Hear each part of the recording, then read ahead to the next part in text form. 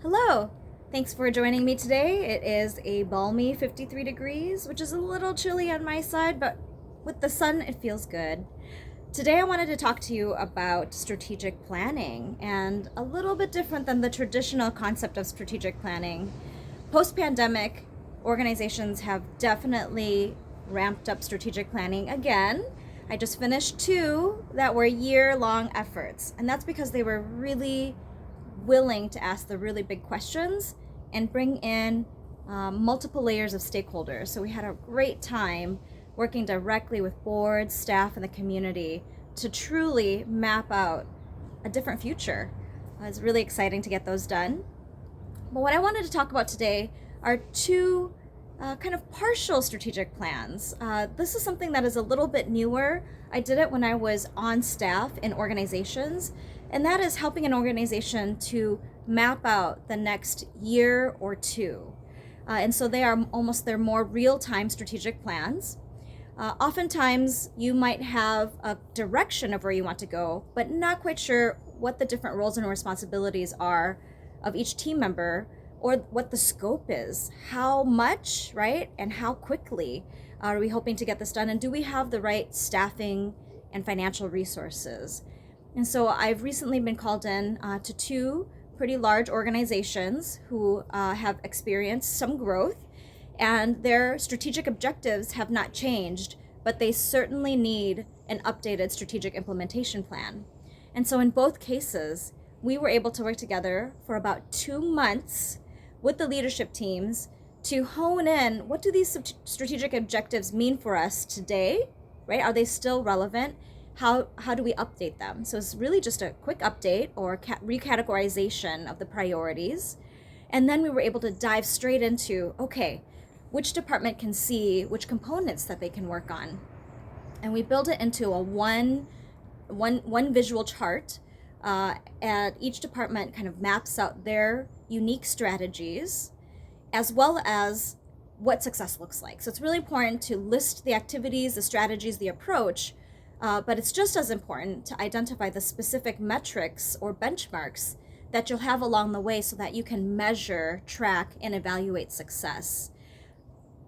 I have found in both clients, as well as other strategic planning clients, that sometimes, as much as a leadership team is wonderful at working together, that there can be different opinions on how to organize the information, how high level to stay, how deep to go. And I think that is where my role as a facilitator and consultant really helps, and helps them stay at that right level of, here's the high level objective or goal, and here is that mid-level strategy, and then the specific metrics and benchmarks. The nitty-gritty specific tasks and very specific activities that many program staff are excited to add to this chart, those really belong in the program action plans, not on the overall organization strategic plan.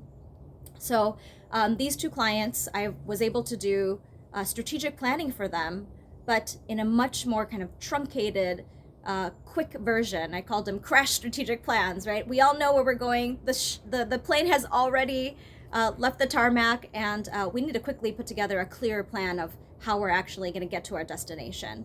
So it's been wonderful working with those two. It looks like leadership team meetings as a team to set the direction, and then we do one-on-one meetings so that each department lead really gets that one-on-one support to build out their strategy, while I kind of keep my eye to make sure across departments there's a certain that the plans are at the same level or similar level, and find areas where there's synergy and opportunities for partnership. And actually each of the team leads, they see this themselves.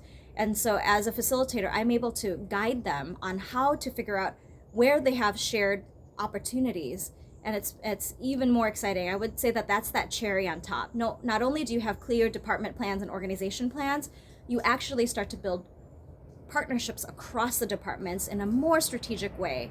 So, quick example, if you're a communications director, how many stakeholders do you have to keep happy, right? You have so many directors, so many staff, executives, and the community who are waiting for you to be able to synthesize those messages and get them out there. Now with this kind of cross-department plan, that communications director can see right off the bat where they will need to support which department during which times of the year, and be able to call attention to, I might be too overloaded in the spring, but can we spread these out and move them back later into the year, right? It becomes a tool for collaboration. So if you're interested in learning more about this kind of